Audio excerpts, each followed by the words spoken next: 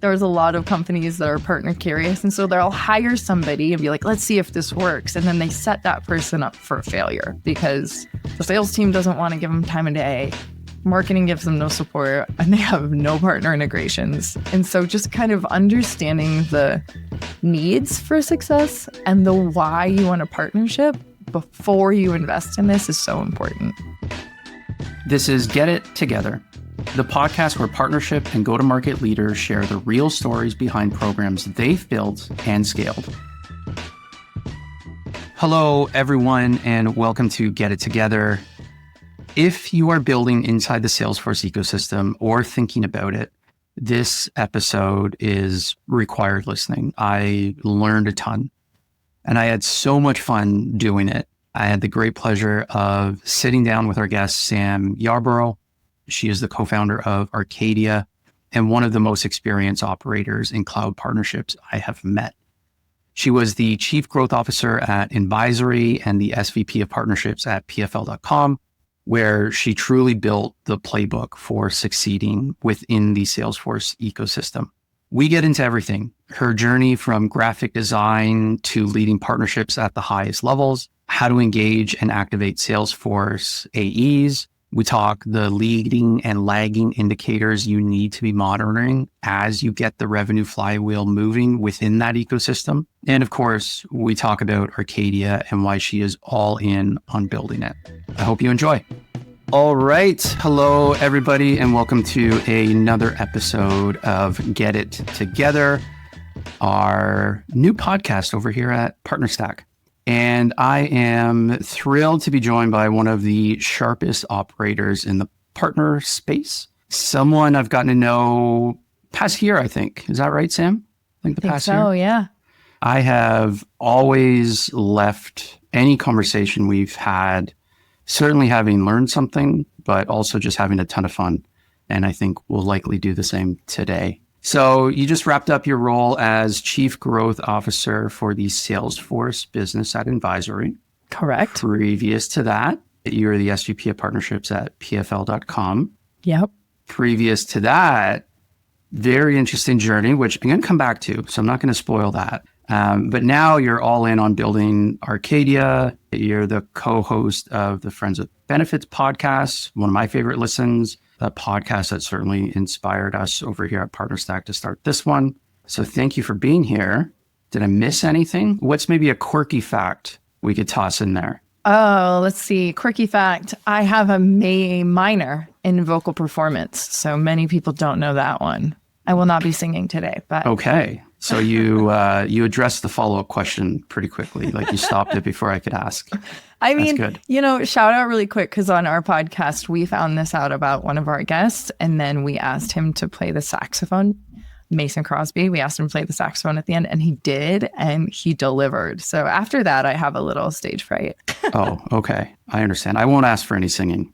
I'd love to just dive right in. One of the things I always like to get right into is, any misconceptions. What are maybe one or two of the big misconceptions that folks have about the Salesforce ecosystem, the things that maybe are actually setting themselves up for failure just because of that misconception?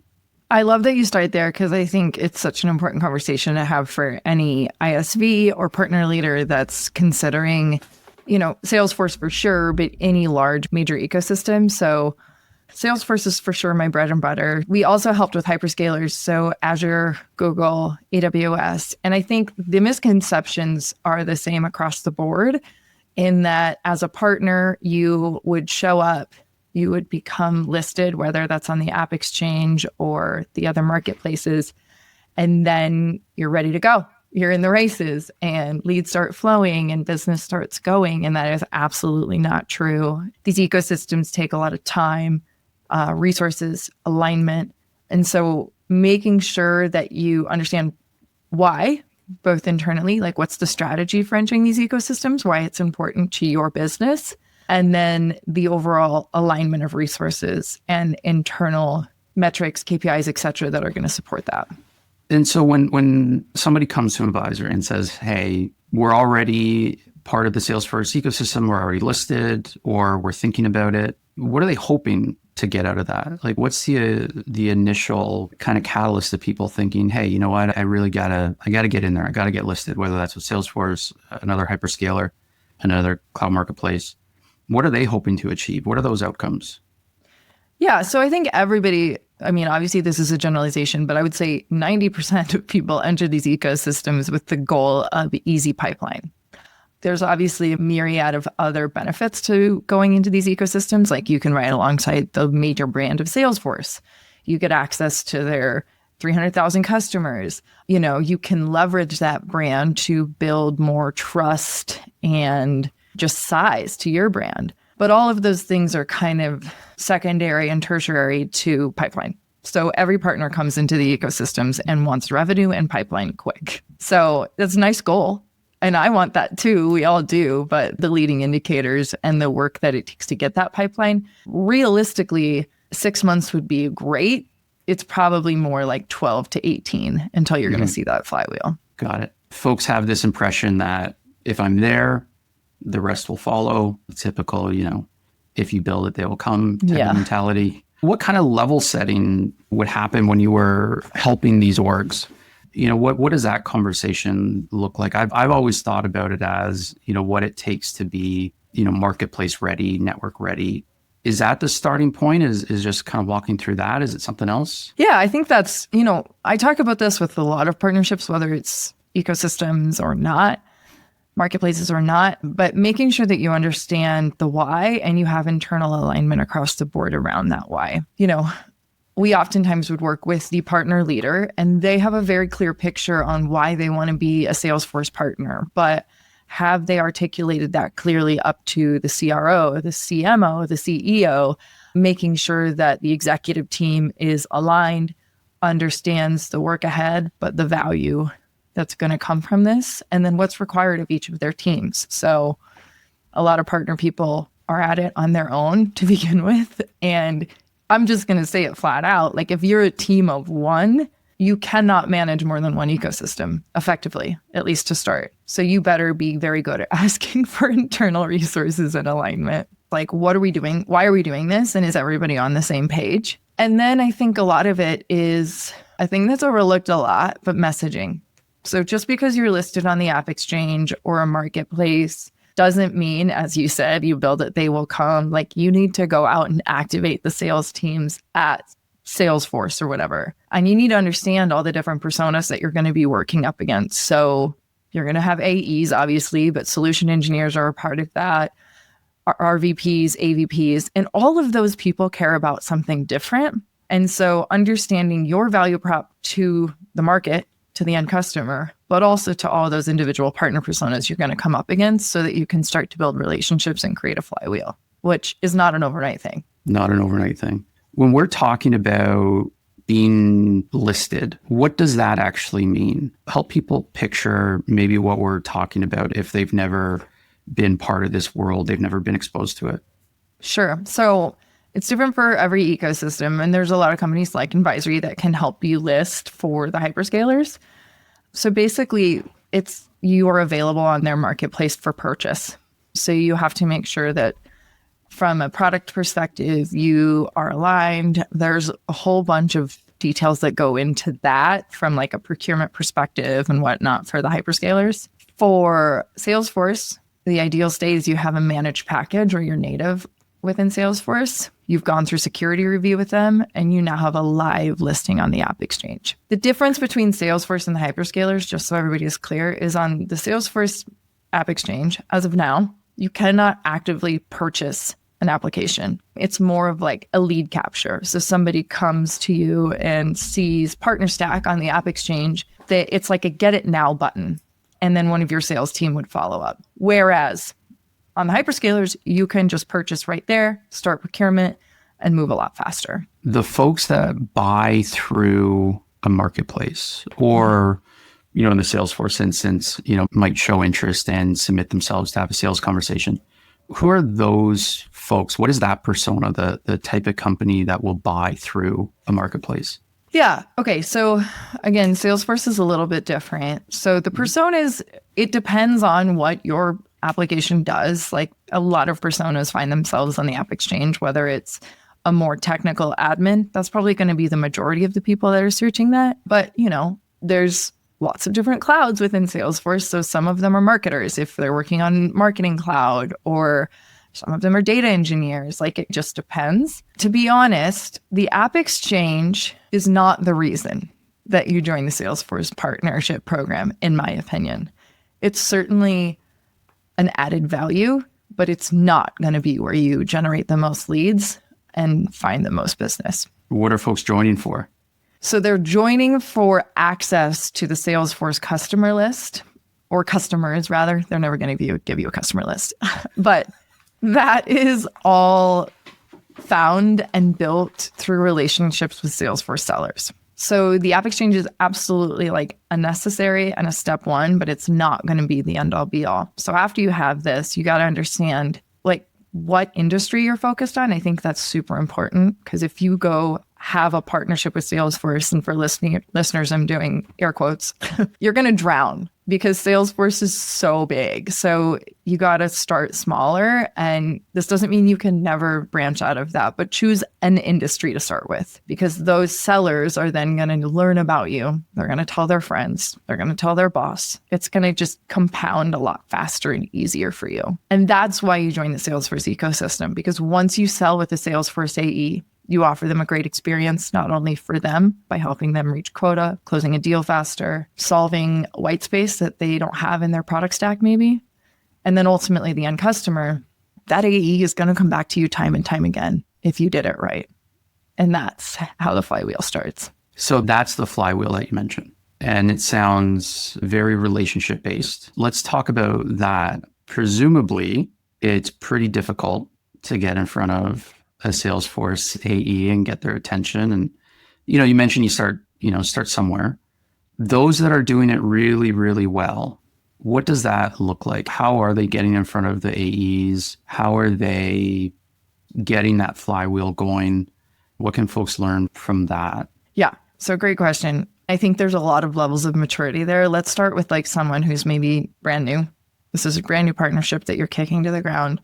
So the best place to start is with your current customers, joint customers. Salesforce, like most ecosystems, sells on wins. And so if you can start there, you're going to have a lot more success. So say that you have a few customers who are on Salesforce and using your application. Better yet, they're already using the integration. So you want to build like a win stories with Salesforce calls about this, but like, here was the pain point of the customer before us. Here's how we solved it. And here's how we make the Salesforce plus us better for the customer. And then you want to work with your Salesforce partner account manager, Pam, to find out who the AE for that account is. And it's really just information sharing at that point of like, hey, I know we have a joint customer in Coca-Cola. I wanted to just quickly share with you how we're helping them and who we're working with. And maybe there's ways that we could figure out how to support them better. And once you get on the phone with this AE, you're going to share everything you know about this customer, who you're working with,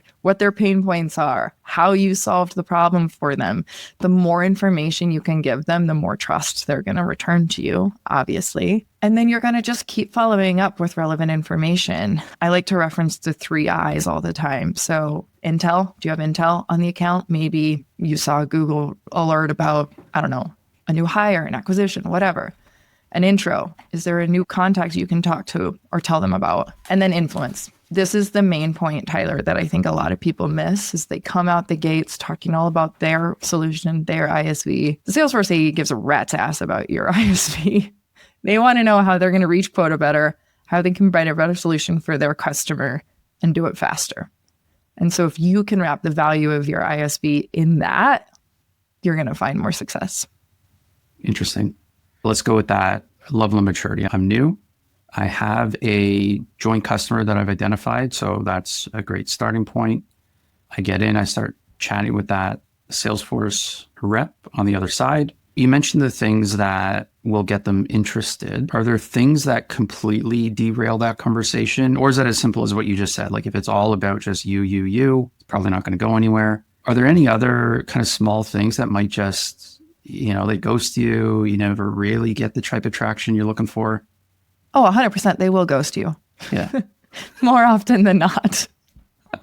And so I think, again, that you brought up earlier, but coming back to that relationship piece, like if you're not good to work with and you're a pain in the ass, then they have 5,000, 10,000 other ISV partners that are trying to get their attention. And so, if you say you're going to do something, do it. Make it easier for them. Don't make them search for information about you. Like we always suggest, and I have done this in the past, but have like your ISV ready package ready to send for them so that they can immediately share it with their customer. If they have to do any work to put you in front of their customer, it's not going to happen. So I think putting yourself in their shoes, thinking about where they're at with their quota, what's important to them, and how you can make that easier is going to be the best. And then you're going to have to follow up, like maybe a few times, because they're not going to react on this the first time. So right now we're talking about like person to person, one-to-one. Is there anything that the company, the ISV, should be doing to make the job of that partner person a little bit easier in getting attention? Great question. So product is obviously super important. How your product roadmap aligns with that of the ecosystem. So especially now, AI is a huge thing for everybody. And so, Salesforce is pretty much solely focused on Agentforce. If your company doesn't have an AI narrative, then your product team, you guys need to at least figure out how you're talking about that or what the plan is, because if you don't, you're going to be left behind. And so more high level, just how are you aligning your product roadmap to that of the cloud provider? And that shows that you're invested and interested. Marketing is a huge part of this, as you know better than I do. But a lot of companies will assume like, oh, well, we have a partner person, they'll deal with that. Like in the Salesforce, all of them really, events are a huge part of this. This is where you meet the reps face to face. This is where you can have customer meetings. So how are you thinking about your event strategy aligned with your partners? And what kind of co-marketing activations are you doing? Not only like at events, but throughout the year, webinars, newsletters, all the basics. And so those are huge things that need to be talked about. And then I think too, one that maybe is not so obvious, but like, what are the goals of the partner team and what metrics do the other departments have that align to that? Because if you've set the partner team with, 50% sourced goal for the year and there's one person and they have no resources, like that's not going to work. And so from the executive level down, maybe there's metrics around like number of co-marketing events we do throughout the year or number of integrations built, like whatever it is that aligns with your strategy. How can this be a company-wide initiative rather than the single partner person? Is that common where it's a single partner person kind of taking on the burden and top down, there's just an expectation, hey, make it work? Unfortunately, yes. And I think that's why I started with alignment when you asked me what you need to be marketplace ready. I think that's agnostic to partner ready. A lot of people, my husband coined this term, maybe didn't coin it, but he uses it a lot. Partner curious. There's a lot of companies that are partner curious. And so they'll hire somebody and be like, let's see if this works. And then they set that person up for a failure because the sales team doesn't want to give them time of day. Marketing gives them no support and they have no partner integrations. And so just kind of understanding the needs for success and the why you want a partnership before you invest in this is so important. Nice. I want to go back to the AI piece for a second, because I think that's a great point where like you as the ISV wanting to partner into an ecosystem, in this case, the Salesforce ecosystem, in almost every instance, you're going to have some kind of narrative that aligns with their objectives and their narrative. Where I'm ignorant is if I'm a Salesforce rep, can I retire quota on work with any ISV that I've partnered with? Or is it typically like quarter to quarter that might change to like, hey, I can only retire quota if it is an ISV that, is in this vertical or has this like AI first narrative? It's a great question. So I say this as of now because I feel like things are moving quickly. This has been this way for years in the Salesforce world, but I do think with Agentforce and the new pricing structure and everything around that, we are going to see changes in the next several quarters, I should say. But typically, as a Salesforce ISV, your rev share back to Salesforce is 15% for every deal you sell that has Salesforce. And this could mean Salesforce helped you with the deal or not. If Salesforce is a part of the product that you sell, you owe them 15% back, which can be like very daunting for a lot of ISVs. Conversely, the other marketplaces, I think it's 3% for Azure and AWS. So stark differences. And so that's another conversation you got to have internally. If a lot of partner people will like get so far down the road and then they'll tell CFO, CMO, whoever, CEO, 15%. And that's a hard no.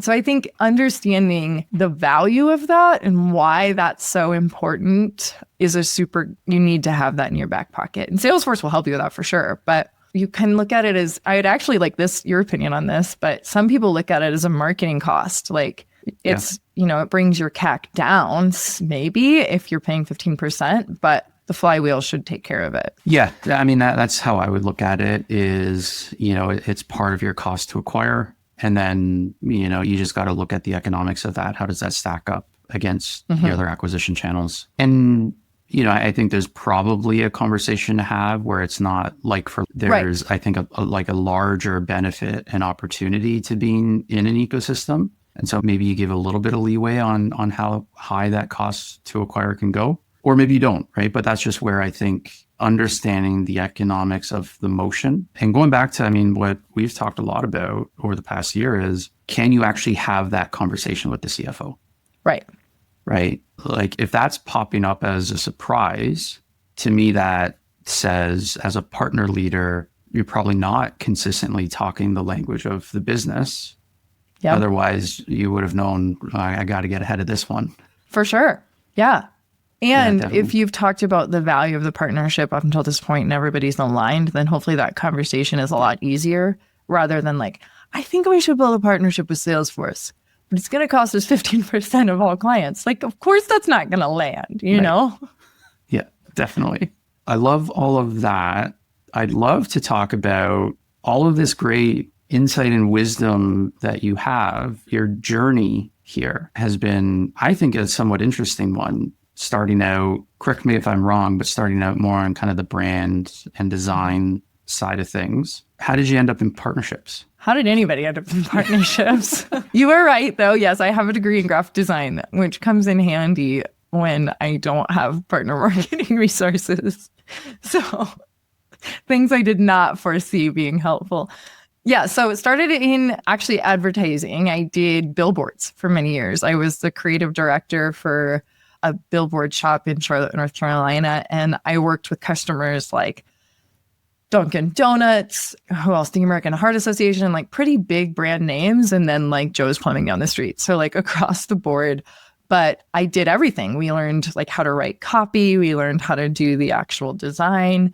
It was so fun. And so I really cherished that work. And then after that, I realized that I wanted, every time a customer would come to me, I'd be like, okay, so how does this fit into your overall strategy? And like, what's the other campaigns? And what, and I was like asking way more questions. And it clicked to me that I want to understand more of the marketing side of this and the overall impact to the business that these campaigns are having. And so I went out on my own and started a little marketing agency where we did social media, emails. We did just like full campaigns rather than just out of home, which was really fun. I learned a ton. I think that was actually a really pivotal time that set me up for partnerships well, because there was no one else. I had to like go sell my own business. I had to write my own invoices, run my own books, do my own marketing, the whole shebang, which like if you boil it down, most time partnership people are doing all of that. And so that really set me up. Then I went into financial services for a while, which that's a story for another time. I can tell you about retirement products if you want. But then Jason, my husband, took a job at PFL here in Bozeman, which was interesting. He actually applied for a marketing job and the person was like, have you heard of partnerships? And he was like, no. So he worked there for about 3 years and then got recruited to move to Terminus after that and left. And they were just like, who the heck are we going to replace you with? Because much similar to me, he was doing like a ton of evangelism and marketing and had just like a skill set that wasn't super normal for a partner person. And so they hired me. And Tyler, looking back, it's hilarious because I didn't know what partnerships were. Like, I think about my first interview and I was like, I would have never hired me. No way. Like, they were like, what's the first thing you're going to do to like figure out what the strategy should be? And I was like, listen. So it was actually such a great experience though, because that obviously kicked us off into the partnership world. And it is funny to look at this because the partnership program that Jason left at PFL, not because it was bad, but I just was thinking about things differently. I just went a completely different direction than he did. I love this.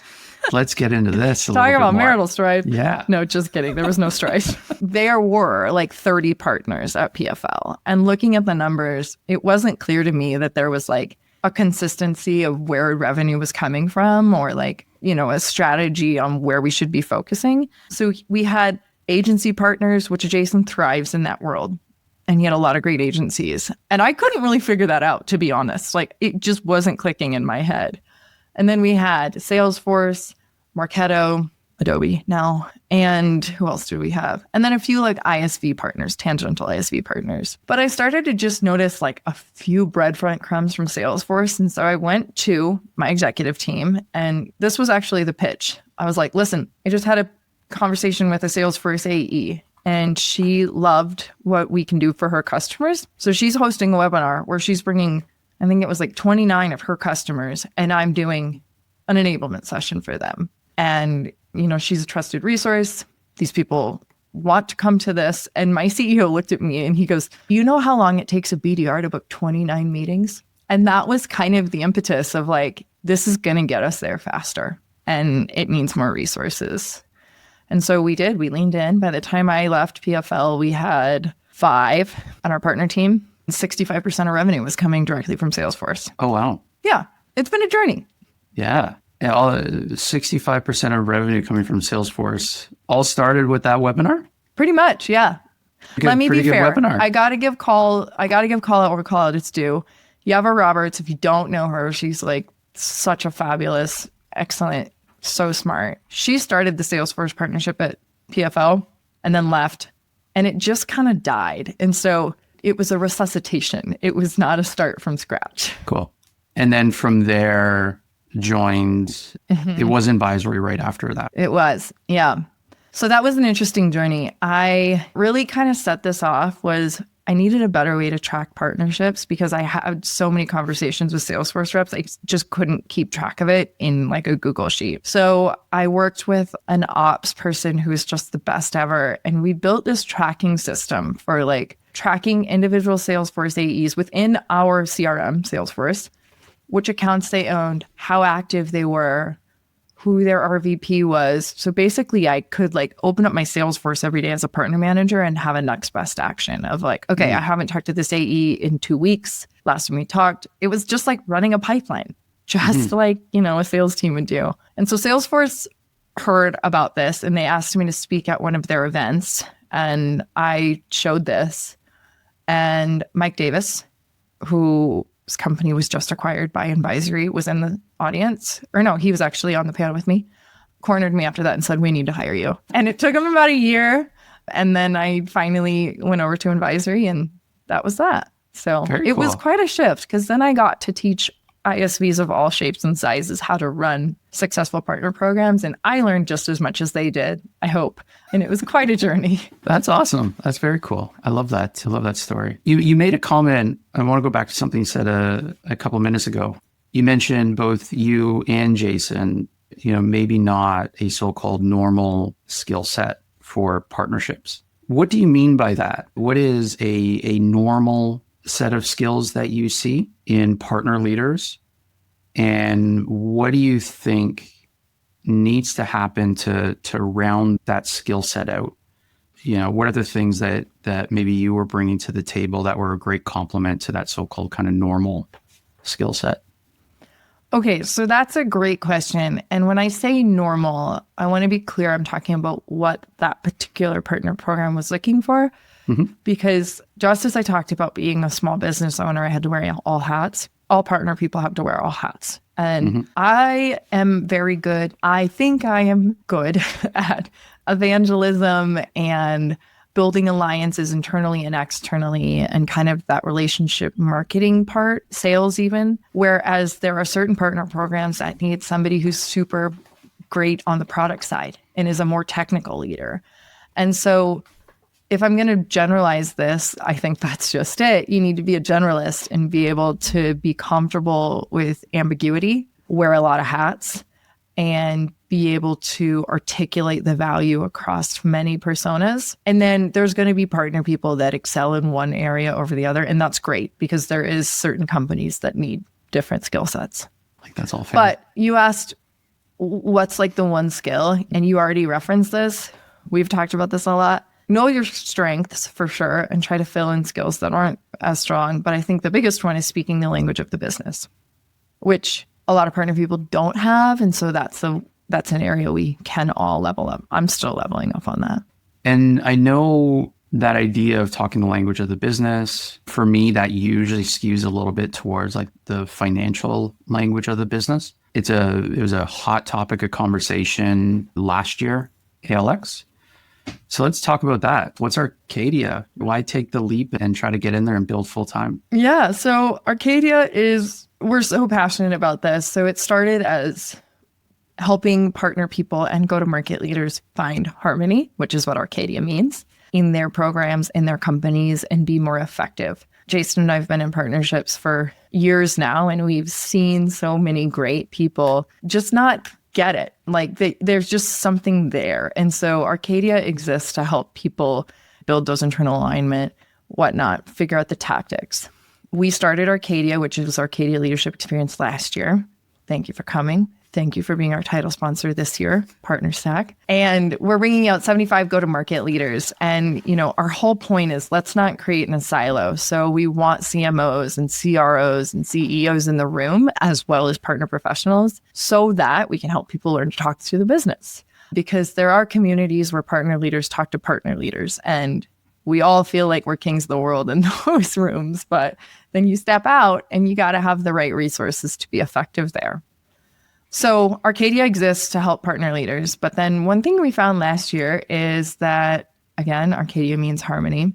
And harmony for yourself is super important too, which is why Arcadia Leadership Experience is hosted in Montana at a glamping resort with pretty shitty cell service and not great internet, so that people have a chance to like unplug truly, build great relationships with the peers, and kind of have a moment to disconnect and reconnect with themselves. That was great. I loved it. I had a great time last year and expect the same this year for sure. So super, super happy that you and Jason are trying to build this out in the space. I think the community needs it. I think that's a thank you. I think that's a thank you for doing it. I have 2 closing questions. All right, let's do it.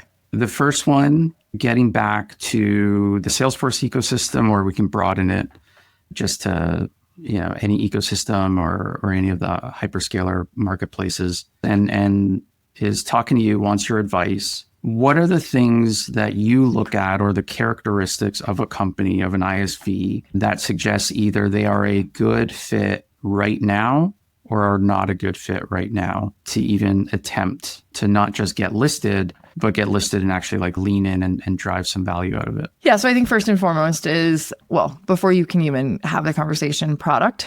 So is your product aligned? And do you either have the resources to build the listing / integration, and or is that done? But probably even before that, like we talked about, what is the value of this partnership to your company, and are you aligned on that? Because it's going to take longer than you expect. It's going to take resources. And so if anybody on the executive team is kind of wishy-washy of why you're doing this, there's going to be a lot of hurdles where they say, that's not producing, let's pull the resource. So that conversation needs to happen first. And then I think you need to figure out what the resourcing is.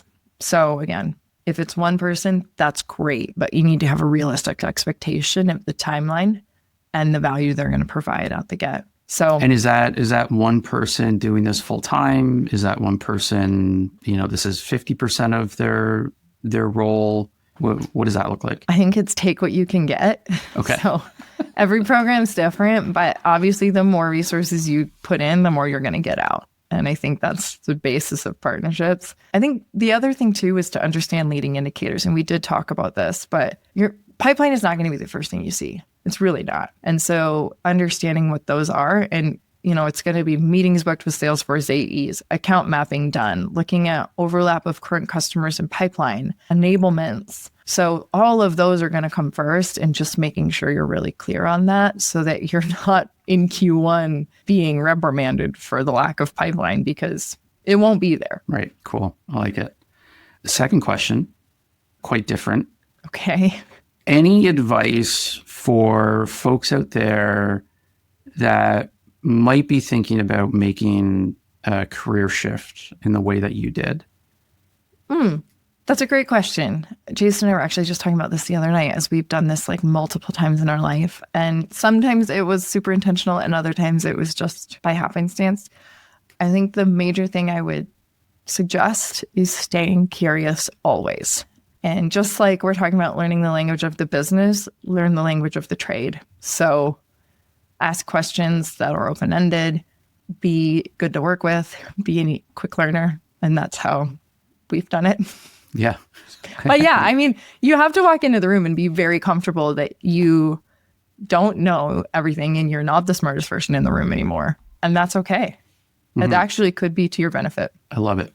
Yeah, I think curiosity is something that I see so many folks lose as they grow in their career. But then it's also the thing that seems most common amongst the folks that really keep going in their career, have big impact, can take on various types of projects, change roles. Curiosity certainly seems to be that shared characteristic. Man, I think like even, especially now, even if you're not changing careers with AI coming into everything, like if you aren't curious, right, you better be careful because the world's changing. And yeah. And I think, not to go too far down the AI path, but I think it's interesting. There's so many studies now coming out around AI and, what it's doing to our brains and, what it does to our ability to learn and stay curious. Yeah. But I think it can actually be an ally in helping you relearn how to be curious. If that seems to be something that maybe you've lost, like use it as, your little robotic buddy who's not going to judge you as you're asking questions that maybe you think, I don't have the confidence to ask this in that room because I don't want to come across as maybe I feel a little bit silly. Gosh. I think, getting comfortable just, with that. And then I even think, I've been doing this a little bit where I have calls recorded. I'll take the transcript and I'll dump it into ChatGPT and I'll say, hey, hit me hard, critique me. Like, where was I closed off? Where could I have been more curious? Where could I have asked better questions? What do you think my blind spots are? And I'll get back very good feedback. I love that. And I think that's, at least for me, it's been a cool use case just to make sure that I feel like I am not, an old person stuck in my ways and I'm staying curious. For sure. And I think the coolest thing about AI is maybe not the first, but it's one of the first major tools where you can ask it how to use it better. Yeah, that's a great point. And so if you're not sure about how to even use AI, open GPT and say, how can I use you effectively? Yeah. No, you're bang on. Like I do that regularly where I sense myself getting frustrated with our robotic friend and like, hey, listen, this isn't working for me. What you're spitting back, I don't agree. I don't like it. Yeah. Can you just help me do this better? I had to tell mine to stop being so nice because it was like really annoying. It was like that agreeable aunt at the dinner table that thinks you're perfect. And I was like, stop. So yeah, agreed. So stay curious. And I think you're right. Like the tools we have available to us now are so powerful if you choose to use them correctly. And what an exciting time. Yeah, I love it. I agree. Well, thank you so much for the time today. I think we went on quite the journey. Where can folks learn more about Arcadia? ArcadiaLeadershipExperience.com. Just go to the website. Follow myself, Sam Yarborough, on LinkedIn, and I talk about it a lot there. So would love to continue the conversation. And also Friends with Benefits. We talk about it a lot there too, and other partnership stuff. Awesome. Love it. Thank you so much. Thank you. And thank you to the PartnerStack team. We appreciate you all immensely. There you go. We'll leave it at that. A nice little PartnerStack plug. Thanks, everybody. All right. Bye, everyone. Thanks for listening to Get It Together. If you want more resources to help you build and scale your partnership program, be sure to follow us on your favorite podcast app. And get more proven tips and tools at partnerstack.com/getittogether.